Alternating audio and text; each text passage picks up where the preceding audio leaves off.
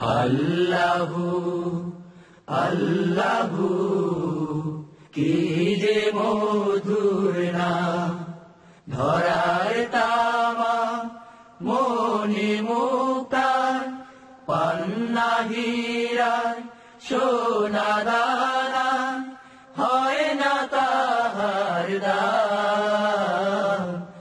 আল্লাহু কি যে মধুর নাম।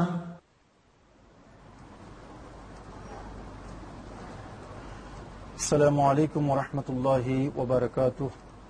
নাহমাদুহু ওয়া নুসাল্লি ওয়া নুসাল্লিমু আলা হাবিবিহিল কারীম, আম্মা বাদ।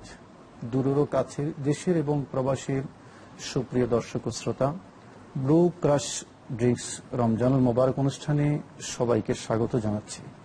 আশা করি রহমত, বরকত, মাগফিরাতের এই মাসে সিয়াম সাধনায় সকলেই ভালো আছেন। শুধু দর্শক, আমরা পবিত্র রমজান মুবারক বিষয়ে বিভিন্ন দিক নিয়ে এই অনুষ্ঠানে আলোচনা করে থাকি। আজকে আমাদের এখানে যে সম্মানিত অতিথি উপস্থিত হয়েছেন, আসুন আমরা তার সাথে পরিচিত হই। এদেশের লক্ষ লক্ষ আলেম ওলামার উস্তাদ, চট্টগ্রাম জামিয়া আহমদিয়া সুন্নিয়া আলিয়া মাদ্রাসার প্রায় 3 যুগের অধিক যিনি অধ্যক্ষের দায়িত্ব সফলভাবে পালন করেছেন, এবং চট্টগ্রাম জাতীয় মসজিদ জমিয়তুল ফালাহ সম্মানীয় খতিব, ইসলামিক ফাউন্ডেশনের সম্মানীয় গভর্নর হযরতুল আল্লামা মাওলানা মোহাম্মদ জালাল উদ্দিন আল কাদেরী। আসসালামু আলাইকুম ওয়া রাহমাতুল্লাহ। ওয়া আলাইকুম আসসালাম। মুহতারাম, কেমন আছেন আপনি? আলহামদুলিল্লাহ, আমরা খুব আনন্দিত আজকে আপনাকে পেয়ে এই আমাদের রমজানুল মোবারক অনুষ্ঠানে। আশা করি আমাদের দর্শক শ্রোতাদেরকে আপনি কিছু মূল্যবান কথা শোনাবেন। আমরা পবিত্র মাহে রমজানের উপরে কিছু আলোচনা দিয়ে আমরা শুরু করতে চাই। বিসমিল্লাহির রহমানির রহিম। নাহমাদুহু ওয়া নুসাল্লি ওয়া নুসাল্লিমু আলা রাসূলিহিল কারীম, আম্মা বাদ। আলহামদুলিল্লাহ ওয়া শুকরুলিল্লাহ।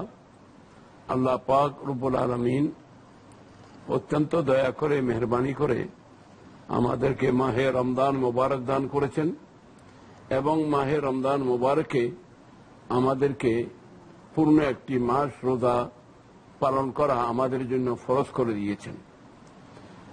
এবং মুহাক্কিক আল ইতলাক হযরতে আল্লামা আব্দুল হক মুহাদ্দিস দেহলভী রাহমাতুল্লাহ আলাইহি, উনি মা সাবাতা বিসুন্নাহ কিতাবে লিখেছেন, রাসূল করিম সাল্লাল্লাহু আলাইহি ওয়াসাল্লাম ইরশাদ করেন, শাবানু শাহরি ওয়া রমজানু শাহরুল্লাহ। মাশাআল্লাহ। শাবানকে রাসূল করিম সাল্লাল্লাহু আলাইহি ওয়াসাল্লাম নিজের মাস বলে সম্মানিত করেছেন, এবং রমজান মুবারককে আল্লাহর দিকে নিসবত করে আল্লাহর মাস বলে অত্যন্ত ফজিলতওয়ালা দামি মাস হিসাবে আখ্যায়িত করা হয়েছে। এমনি তো আমরা দেখি খানা কাবা বাইতুল্লাহকে, খানা কাবাকে বাইতুল্লাহ বলা হয়, দুনিয়ার সব ঘরের মালিক আল্লাহ, কিন্তু বাইতুল্লাহ শরীফের সম্মান মর্যাদা বৃদ্ধির জন্য এটাকে আল্লাহর ঘর বলা হয়। ঠিক তেমনি ভাবে সমস্ত মাসগুলো আল্লাহর, কিন্তু এই মাসকে অত্যন্ত মর্যাদাবান করার জন্য এটাকে শাহরুল্লাহ বলা হয়েছে।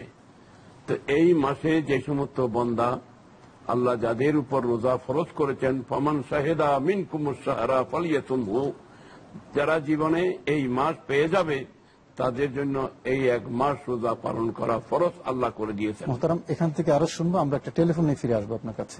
আসসালামু আলাইকুম ওয়া রাহমাতুল্লাহি ওয়া বারাকাতুহু। জি, আসসালামু আলাইকুম। ওয়া আলাইকুম আমি আসসালাম। লুৎফর রহমান বলছি, Bangladesh gas field company Brahmanbaria থেকে। জি আলহামদুলিল্লাহ, বলেন। অনেক অনেক শুভেচ্ছা। আমি একটা প্রশ্ন করতে যাচ্ছিলাম, সেটা হলো, নবীজি আমিন আমিন আমিন 3 বার বলার পর যখন নেমে আসলেন মিম্বর থেকে, হযরত কাব বিন আজরা বললেন যে, ইয়া রাসূলুল্লাহ, কি ঘটেছিল? তখন নবীজি বললেন যে, জিবরিল আমিনের দোয়া আমি আমিন বলেছি। দোয়া 3টার প্রথমটা হলো রমজান মাস পেয়ে ওই আত্মশুদ্ধির মাধ্যমে, সিয়াম সাধনার মাধ্যমে যে মুক্তি লাভ করতে পারলো না, সেটা অংশ হোক।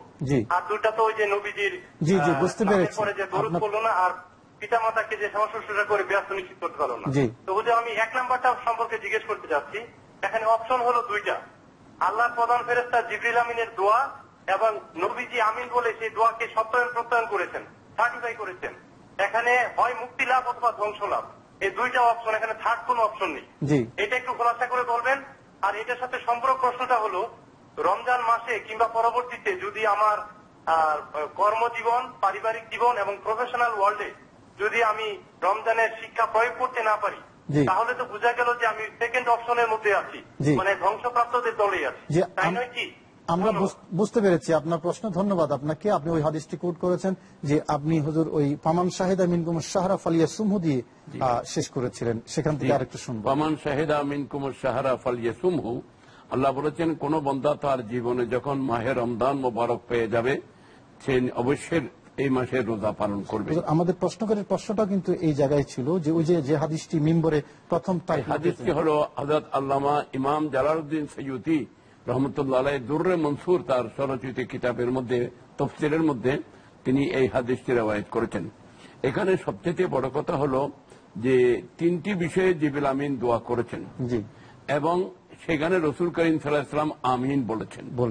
এখন কথা হলো জিবরিল আমিনের স্থান হলো সিদরাতুল মুনতাহা, এবং রাসূল করিম সাল্লাল্লাহু আলাইহি ওয়াসাল্লাম তখন অবস্থান করতেছেন মসজিদে নববী শরীফে। সিঁড়ির প্রথম তাকে কদমে পাক রেখেছেন, সেখানে বললেন আমিন। সেখানে রাসূল করিম সাল্লাল্লাহু আলাইহি ওয়াসাল্লাম জবাব দিলেন যে জিবরিল আমিন দোয়া কবুল করাবার জন্য এসেছেন।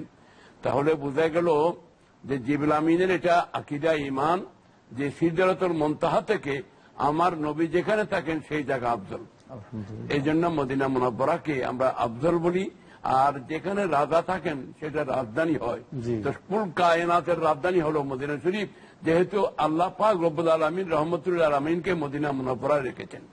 এই জন্য মদিনা শরীফের প্রতি মুসলমানদের অন্তর আকৃষ্ট, এবং মদিনা শরীফের দিকে গিয়ে আল্লাহর নবীকে জিয়ারত সালাম করে তারা সন্তুষ্টি লাভ করে। ওনার আরেকটা প্রশ্ন ছিল ব্যক্তি পারিবারিক হলো কথাটা সমাপ্তিতে চলে যাচ্ছি, যে বলা হয়েছে যেই উম্মত জীবনে রমজান মোবারকের মাস পেয়ে গেল, রমজান মোবারকের রোজা, ইফতার, সেহরি, তারাবির নামাজ 20 রাকাত বা জামাত, খতমে কোরআনের সাথে লাইলাতুল কদরের ইবাদত, এবং 20 রমজান থেকে আখিরি রমজান পর্যন্ত ইতিকাফ, ঈদুল ফিতরের নামাজ, এই সব কিছু আদায় করে যেই বান্দা নিজেকে জাহান্নাম থেকে মুক্ত করতে পারল না, রাসূল পাক বলেন এত বড় নিয়ামত পাওয়ার পরও সে আমার উম্মত হওয়ার যোগ্য না, সে ধ্বংস হয়ে যায়। জি মোহতারাম, একটা টেলিফোন আছে, আবার ফিরে আসবো আপনার কাছে। আসসালামু আলাইকুম ওয়া রাহমাতুল্লাহ।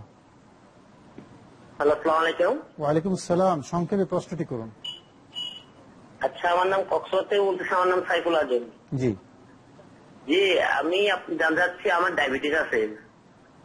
হ্যাঁ, ডায়াবেটিস ওইখানে একটা পরীক্ষা করা হয় খালি পেটে, পরীক্ষাটা কি করতে পারবো? ইনসুলিনের পরীক্ষা, ইনসুলিনও পরীক্ষা দেবো, ইনসুলিন কি নিতে পারবো আর পরীক্ষাটি করতে পারবো? আচ্ছা, বুঝতে পেরেছি। ডায়াবেটিসের পরীক্ষা, রক্ত বের হলে রোজার কোনো ক্ষতি হয় না, আপনি পরীক্ষা করতে পারবেন। এবং আধুনিক গবেষক যারা অধিকাংশ ওলামায়ে কেরাম ইনসুলিন নেওয়াটাকেও জায়েজ বলেছেন, সুতরাং সেটাও আপনি করতে পারবেন। জি হুজুর, আপনি যেটা বলছিলেন যে বান্দা এত কিছু পাওয়ার পরেও আল্লাহর পক্ষ থেকে মাগফিরাত পেল না, জিবরিল আমিন তার ধ্বংসের দোয়া করেছেন, রাসূল আমিন বলেছেন।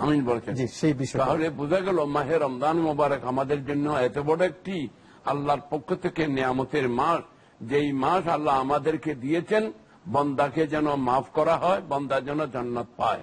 এই জন্য হাদিসে পাকের মধ্যে আছে যে রব্বুল আলামিন পরওয়ারদিগারে আলম আরশ আযম লা মাকাম থেকে রাত্রির শেষ অংশের মধ্যে জমিনে নুজুল ফরমান, তশরীফ আনেন আল্লাহর শান মোতাবেক, এবং বান্দাকে ডাক দেন কুদরতের জবানে, আলা আমি মুস্তাগফিরিন ফাগফির লাহু, যে আসো আমার কোন বান্দা, রহমতের মাস, মাগফিরাতের মাস, জাহান্নাম থেকে নাজাতের মাস, আমি তোমাদেরকে রহমত দেওয়ার জন্য, গুনাহ মাফ করার জন্য, জাহান্নাম থেকে খালাসি দেওয়ার জন্য স্বয়ং আমি আল্লাহ এসেছি, তোমরা আসো, তোমাদের গুনাহ মাফ চাও, আমি তোমাদেরকে মাফ করে দেব। রাত্রির বেলা আহ্বান করেন, যে রাত্রিবেলায়।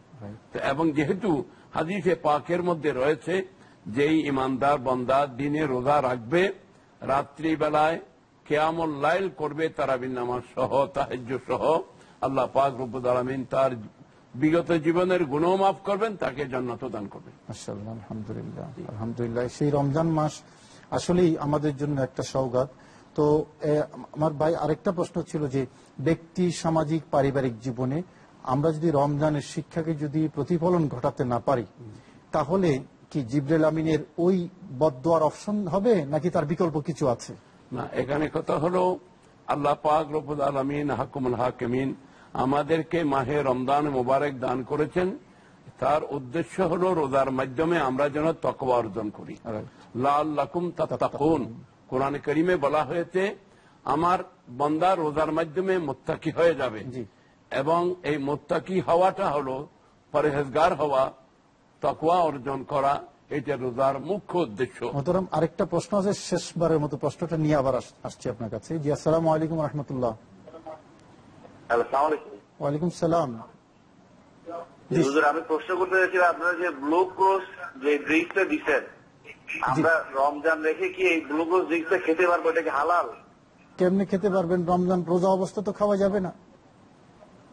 রমজান ইফতার করার সময় আর ইফতার করা, আর এটা হালাল না হারাম সেটা তো আর আমরা সার্টিফাইড করবো না। আমাদের এখানে সরকারি প্রতিষ্ঠান নিশ্চিতভাবে বিএসটিআই সেই প্রতিষ্ঠান আছে, সেই প্রতিষ্ঠান সেটা জাস্ট অনুমোদন নিয়েই তো সেটা মার্কেটে এসেছে। আমাদের হারামের ব্যাপার আছে। আমি যতটুকু জানি যে ড্রিঙ্ক জাতীয় জিনিসই আপনার হালাল না, বিভিন্ন ধরনের কেমিক্যাল থাকে, ইয়ে থাকে না ভাইজান। সকল ড্রিঙ্কস তো আর হারাম না, সেটা নির্দিষ্ট প্রতিষ্ঠান আছে, তারাই সেটা জাস্টিফাই করবে। আর বাংলাদেশে সেই অনুমোদন নিয়েই তো তারা মার্কেটে আসে। যে মোহতারাম, আমরা একেবারে সময়ের শেষ পর্যায়ে এসেছি। তো এই রমজান মাসের যে কথাটি আপনি বললেন যে জিবরাইল আমিন দোয়া করেছে আর রাসূল করিম সাল্লাল্লাহু আলাইহি ওয়াসাল্লাম আমিন বলেছেন, এই হাদিসের মাধ্যমে আমরা মূলত রমজানের যে নিয়ামতের বিশালত্ব আমরা বুঝতে পারি। আপনাকে ধন্যবাদ জানাচ্ছি আমাদের এই প্রোগ্রামে আসার জন্য। আসলে সবসময় তো আমরা আপনাকে পাই না। শুধু দর্শক শ্রোতা, আমরা আজকে যে অতিথিকে পেলাম আসলে আমরা খুব কৃতজ্ঞ। সময় সংক্ষেপ হলো, তিনি রমজান শরীফ সম্পর্কে কিছু গুরুত্বপূর্ণ মেসেজ আমাদের সুপ্রিয় দর্শক শ্রোতাকে দিয়েছেন। আশা করি আমাদের এই সিয়াম সাধনার পাশাপাশি এই কথাগুলো আমাদের কাজে আসবে। শুধু দর্শক শ্রোতা, শেষ করছি ব্রু ক্রাশ ড্রিঙ্কস রমজান মুবারক অনুষ্ঠান। একটি বিরতির পর কাফেলা অনুষ্ঠান দেখার আমন্ত্রণ জানিয়ে আপনাদের সকলকে শুভেচ্ছা জানিয়ে বিদায় নিচ্ছি। আসসালামু আলাইকুম রহমতুল্লাহি ওয়া বারাকাতুহু। আল্লাহু কি যে মধুর